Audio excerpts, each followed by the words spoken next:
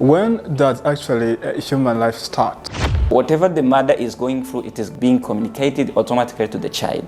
How does life of a baby in the mother's womb look like? Then I understand why many children are being abused daily in families, in schools, or at church because of the lack of understanding. For killings, wars outside, do you think really psychology can be a solution to that or to human change? Psychology is not an exact science. For example, the people who have been abused sexually, they can speak out. When the baby is sucking just milk or anything from the bottle, okay. Right? That is not care. I say that when you are a person, you are employing people, and you have this kind of understanding, you have to give time to the mother to go at home, check how the baby is for 1 hour, for example, and then they come back at work and they wake. Thank you for inviting me in this episode of Setback. So my name is Léandre. I did psychology at the University of Burundi. So in subfield of children and teens. To each and everybody who's watching this, who doesn't know anything about psychology, what is it? Psychology is a field of study. So it's like mathematics, it's like biology, it's like chemistry, for example, or medical or medicine. So it's a field of study. One of them that we go through when entering university. Higher studies. So it is about learning the human life, the soul. The mind of a person. That's how it is. But it is not only that; it goes beyond that. But that is the basic understanding of what psychology is. Okay. Yes. Tell me, I would like to know, when does actually human life start? So human life starts during the phase of conception. So it's about biology, So when I studying psychology, you have to include biology. So when we are studying human life in psychology, we start at the stage of conception. Yes. Do all agree that it starts with fertilization, maybe the conception? What is it? So some people don't believe that life starts during the phase of conception. They say that life starts when baby is born. So we do have different kinds of argument about that. But my conviction is that one. Okay. So life starts during the phase of conception. So this is what I believe. All right. We have been in our mothers' wombs, and there are mothers who are pregnant, who are expecting babies, and I think we need to know, what's the life of baby in the mother's womb? Life in a womb of baby in a womb, it is like a life under covering, because you are living there and you are enjoying everything. You are growing, you are maturing before the time for birthing comes. So it is a life where you are under covering. But you may have problems that you have a covering if the life of the mother is not good, or if she's undergoing some problems. So this is how the life is. How does maybe a mother's life can affect a baby in the womb? Life of the baby in the mother's womb can be affected by the problems the mother is going through, even the father.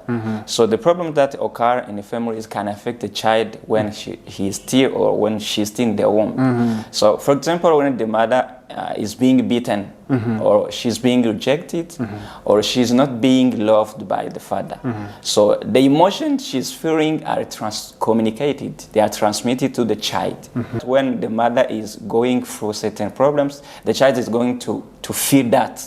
And those emotions, they are communicated to him or to her. And when she is born or when he's born, he's going to be like a children who is very angry, who is very harsh. It has been demonstrated scientifically that what the mother is going through, because they share life. So the life is the same for the mother and the baby. So whatever the mother is going through, it is being communicated automatically to the child. This is why it is very important to take care of the mother. So they say that a father has to love the mother. This is true, even scientifically, because it is the way of caring for the baby as a father. As a parent, you have to go to have some courses or a kind of training for the life of the baby. So in our culture, we don't have that. But I have seen that on television, that in other countries, as a parent you have to go through certain courses, training to know how to take care of the baby. So the problem is really the ignorance we have it is not because we can't discern or we can't know that there is a conception. So the problem is that we don't have understanding, that kind of understanding, whether it is psychology or biology, this combination of science. So we don't have it. Many people are not well trained when it comes to psychology and biology, this combination, because it is that combination. It is using that combination that you can understand what is how the well-being of the child is going to come, or what you really have as a responsibility. So I think the problem is ignorance. Medically, you can know that the conception is there. Or even psychologically, even the body can give signs that you have conceived. But the problem is that you don't pay attention to this whole fact that now you have someone in you, and you have, both of you have a baby. Sure. And you just enjoy, but you don't know what really is happening. A baby is born now, and what's the development of the child from the birth, the way they grow? What's the development physically, emotionally, mentally, the brain and everything? So when a child is born, he is there just to develop. But this depends on how the parents are caring for the baby. For example, we know that for a child to grow, there are conditions. First, she needs love. Parents have to provide love, affection, also basic needs physically, such as food, shelter, and other things.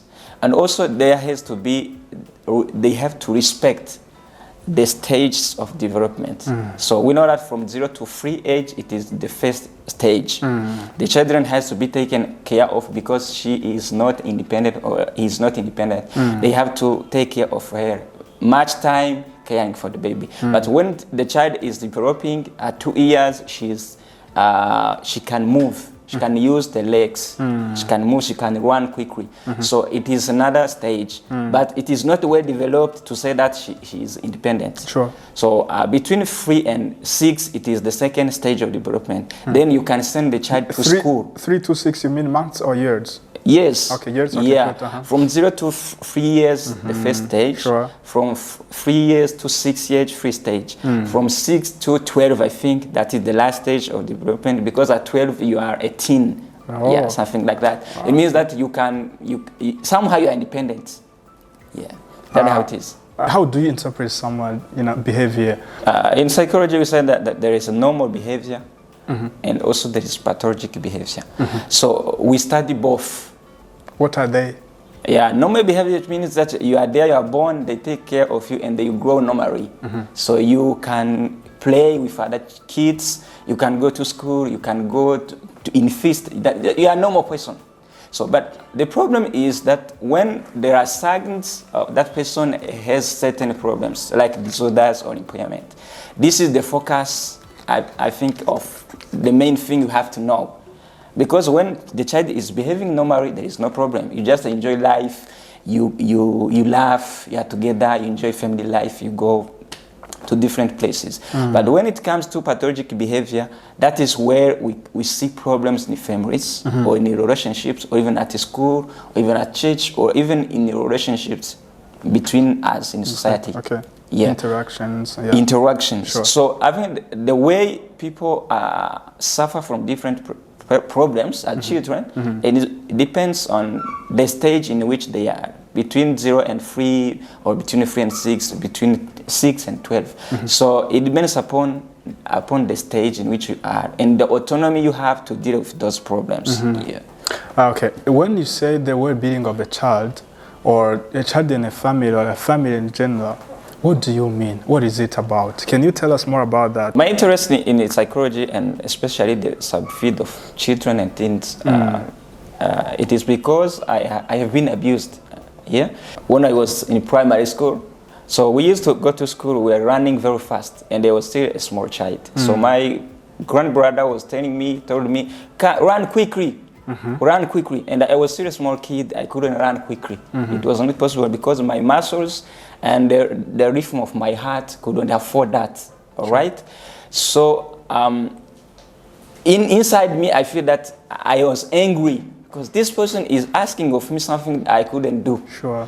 And I lived with that till the time when I entered university and did psychology, now I understood why. So during one course, pedagogy of game, so we were told that when a child is developing, so muscles are developing from years to years. And when child is so small, it means that he can't run quickly or fast because the muscles or the body doesn't have that capacity.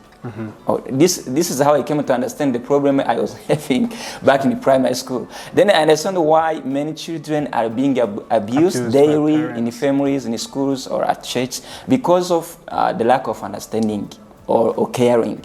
So this is how really I love this subject because it is part of my life. It is not just a subject I have studied, but it is part of my life. This is what I share, that through understanding you can solve those problems. Parents who are listening to this and watching this, they have children, they are growing. Maybe they are 2 years old, 3 years old. I don't know how normally a child is supposed to be taken when they are growing. Because we know there are a lot of things in the families like forcing children to do this, forcing children to do what they are not able to do. So parent has a great responsibility towards their children. I think in the early stages of development, from 0 to 3 years, they have a very big responsibility because the baby is there. She is there just like a person. She needs care. Or he needs care, something like that. They are there for cares only. They don't have intelligence. They can speak up for their rights. So if they are abused, they don't know what to do. The intelligence is not developed. So for a parent who have baby from 0 to 3 years, they have to take care of the baby, to wash the baby, to laugh with him, to make sure that she is sleeping enough, and to provide milk, food. The mother has to be there for breastfeeding. So nowadays we have the problem because mothers are working and they don't have time to go at home at noon or even the evening. So they milk themselves and they leave the milk there at home. That is not enough because when the baby is being breastfed, you hold him there, she's having the milk from the breast. That is where the care is provided. But when the baby is sucking just milk or from the bottle, right? That is not care. He doesn't feel the affection of the mother. Because there's no human relationship. Okay, you see, there's no the warmth or how you feel when you are connected to another person. Just he's having the milk or the food, but the relationship is not there. So when we are talking about caring for the little ones, it's about being present as mothers and as a father. The requirement of the presence, it has to be kept. So it has to be kept, both of them. As a father, you have to be there. So you have to take the baby, to laugh with them, to be together, to wash. Even fathers, they have to learn how to wash their babies. So we know that here in our culture, fathers, they don't care about washing their babies, but they are losing one of the precious moments in the life of their children. I think that the life of a baby is a public subject. So what we are talking about is really a public subject. So when it comes to the life of family, we know that there is insurance, they pay for your when you are sick, they pay for the fees, something like that. Even the life of the baby, it has to be a public subject. We know that the baby needs the care of the mother, especially when they are still young, between 0 and 3. So when you are employed somewhere and the boss does not have this kind of understanding, he won't allow you or she won't allow you to go at home to breastfeed the child, even give you some, like 1 hour, going at home and see how the baby is. This is the problem of really leadership. I may say business leadership, public leadership. So because this subject is not debated publicly, so we see that people are suffering. This is something we have all of us to speak about. Yes.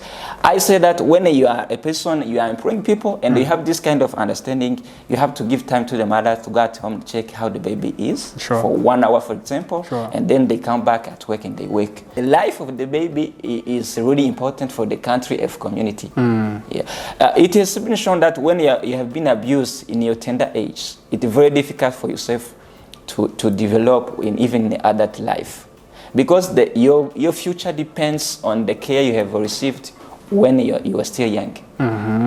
Yes. Okay. Now, you see someone, they are showing some pathological behaviors. How normally do you treat that person? For a person to know that a behavior is pathologic, you have to understand the signs. For example, when a person does not relate with others well, or when a person is afraid of social activity, such as attending feast, or when a child is skipping classes, that is a pathology. So because in normal life, we know that we enjoy living together.